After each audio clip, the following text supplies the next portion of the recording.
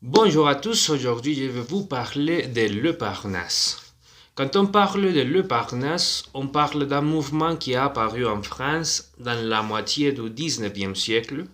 Et ce mouvement tire son nom du recueil poétique Le Parnasse contemporain qui a été publié entre 1866 et 1876. Le terme Parnasse, dans son usage quotidien ou son usage commun, désigne toute la poésie en général, c'est-à-dire toutes les catégories de la poésie comme tous les poètes. Le mouvement parnassien apparaît en France en réaction au lyrisme subjectif et sentimental du romantisme, c'est-à-dire que c'est une partie contraire ou une opposition contre le romantisme. Pour mentionner les principes fondamentaux du Parnasse, on trouve une division en trois parties qui sont la valorisation de l'art poétique par la retenue, l'impersonnalité et le rejet de l'engagement social ou politique. Le nom Parnasse est à l'origine celui d'un massif montagneux de Rès, et c'est parce que dans la mythologie grecque, ce massif était considéré comme la montagne des Muses, c'est-à-dire le lieu sacré des poètes. Et c'est pourquoi le Parnasse est assimilé à l'ensemble des poètes et puis à la poésie en général elle-même.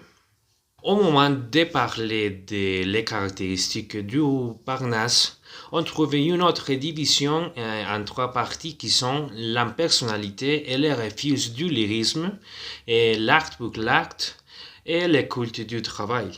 Pour la partie de l'impersonnalité et le refus du lyrisme, on trouve que les Parnassiens préfèrent favoriser la distance et l'objectivité, au contraire du lyrisme et le sentimentalisme des écrivains romantiques. Dans la partie de l'art pour l'acte, on se trouve dans la notion que rien n'importerait si ce n'est pas le vœu, et qui serait après ce l'égal de l'acte, c'est-à-dire que l'acte c'est la même chose que le vœu, ou que l'acte est basé sur les notions de le vœu. Autre chose qu'on peut remarquer ici, c'est que les Parnassiens refusent alors tout engagement politico-social qu'ils pourraient transmettre par leur écrit. Et c'est parce qu'ils pensent que tout ce qui est utile est l'est, basé sur la théorie de l'auteur Théophile Gautier.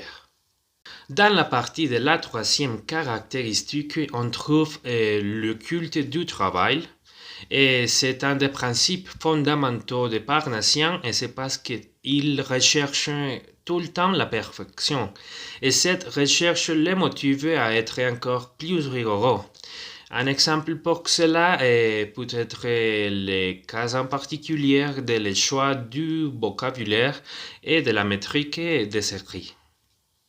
Pour mentionner quelques auteurs représentatifs de ce mouvement, on trouve à Charles Baudelaire, Paul Verlaine et Stéphane Mallarmé.